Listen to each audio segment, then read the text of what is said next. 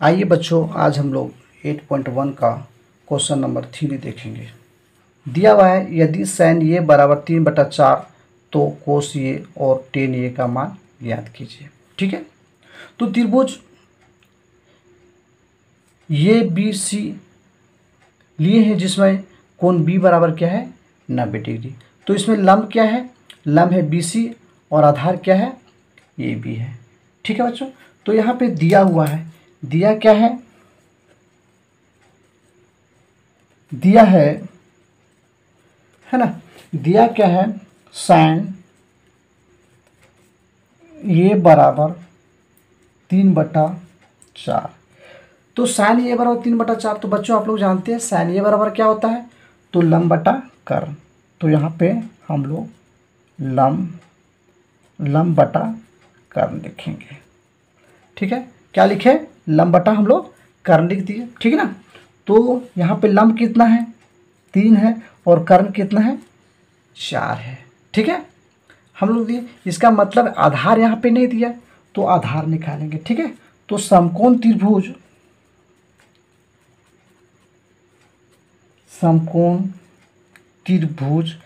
A B C में, समकोण त्रिभुज ए बी सी में। ठीक है, हम लोग पाइथागोरस प्रमेय से चलेंगे।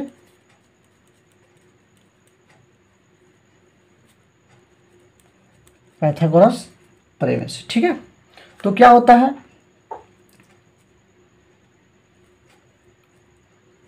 कर्ण स्क्वायर बराबर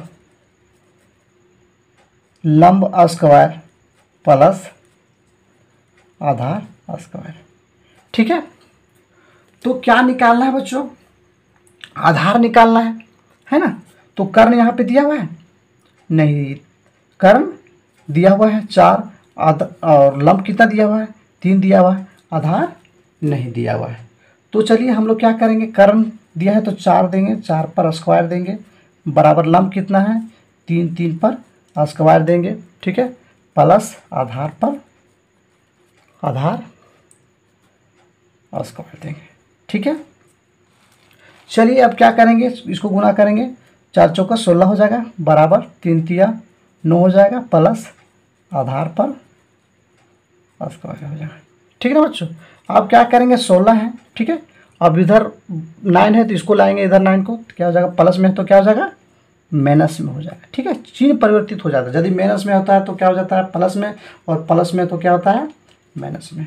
तो इधर क्या बचेगा आधार स्क्वायर है। ठीक है, अब ये दोनों को हम लोग क्या करेंगे घटाएंगे तो कितना आएगा 7 आएगा, बराबर कितना आएगा आधार पर स्क्वायर। ठीक है, आधार स्क्वायर है तो आधार स्क्वायर को हम लोग यदि इसका वर्ग को हटाएंगे तो क्या होता है, इस पर वर्गमूल यानी रूट बैठ जाता है। ठीक है, बराबर यहाँ क्या होगा आधार हो जाएगा, क्या हो जाएगा आधार। तो यहाँ पे आधार आया तो यहाँ पे बैठा सकते हैं हम लोग √7। ठीक है, अब बच्चों किसका मान पूछा है, cos a का पूछा है और tan a का मान पूछा है। तो चलिए cos a का हम लोग देखते हैं। ठीक है, cos a बराबर मेरा क्या होता है आधार और बटा क्या होता है कर्ण होता है, आधार बटा कर्ण। तो आधार मेरा क्या है, आधार मेरा क्या है √7 है ना, तो √7 लिखेंगे। ठीक है, और कर्ण क्या है, तो कर्ण 4 है ना, तो हम लोग यहाँ पे क्या लिखेंगे 4 को लिखेंगे। ये मेरा क्या हो जाएगा आंसर हो जाएगा। दूसरा क्या पूछा था, यहाँ पे ध्यान देंगे हम लोग, दूसरा पूछा है tan a का मान। ठीक है, तो tan a का मान लिखेंगे हम लोग।